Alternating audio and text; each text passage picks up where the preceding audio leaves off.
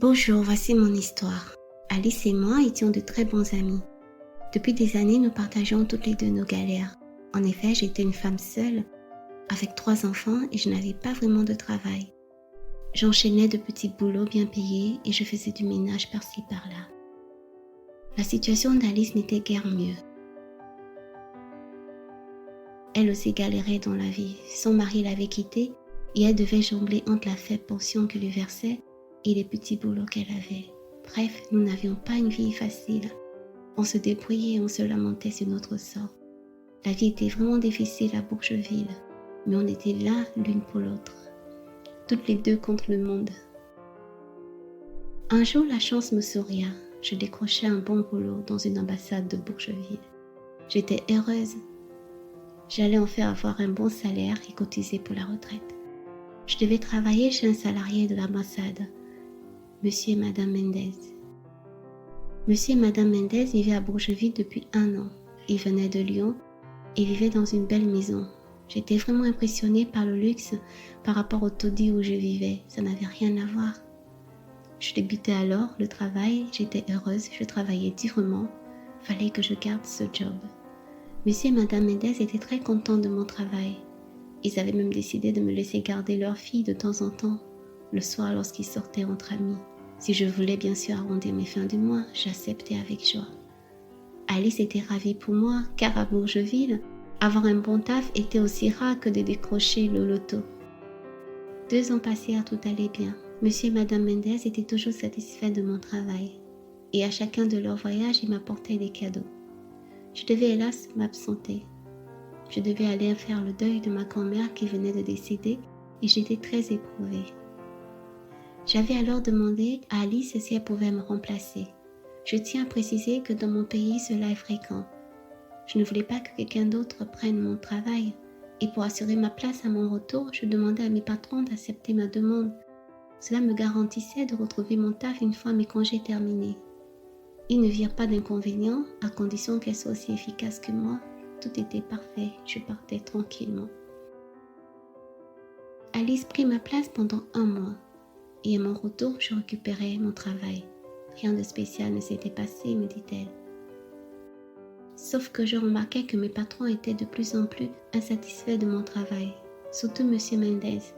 Il était devenu exécrable envers moi. Il a commencé à remettre en cause mon taf. Tu ne fais pas si bien ceci, tu ne fais pas si bien cela. Il me comparait sans cesse à Alice et voulait me virer. Madame Mendez était contre au début. Elle prenait ma défense. Mais avec le temps, elle changea d'avis et se rangea du côté de son mari. J'étais dévastée. Un si bon job, le perdre. J'allais alors voir Alice et lui racontais mes mésaventures. Elle me dit que c'était un couple bizarre, qu'elle ne comprenait pas pourquoi ils agissaient ainsi, que tout s'était bien passé et que même s'ils lui proposaient, elle n'irait pas retravailler pour eux. Un peu, mais cela n'arrangeait rien pour moi. La lettre de licenciement vint, j'étais virée. Je rentrais ce jour-là en pleurs chez moi. Mes enfants, mon avenir, c'était difficile à gérer. 1 mois plus tard, j'apprenais qu'Alice travaillait chez eux. Quoi? Prise de colère, j'allais chez elle demander des explications. Tu n'es qu'une connasse, une hypocrite. Comment as-tu pu me faire une chose pareille? Nous en venions aux mains. Quelle trahison! J'ai alors appris qu'elle avait tout fait pour salir ma réputation auprès de mes employeurs. Elle m'accusait de raconter leur vie à tout le quartier, ce qui était faux, car je ne parlais d'eux qu'avec elle. Notre amitié se brisa.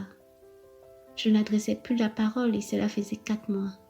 J'étais sans travail, elle si, et cela ne la gênait pas du tout d'aller travailler tous les jours chez mes ex-employeurs.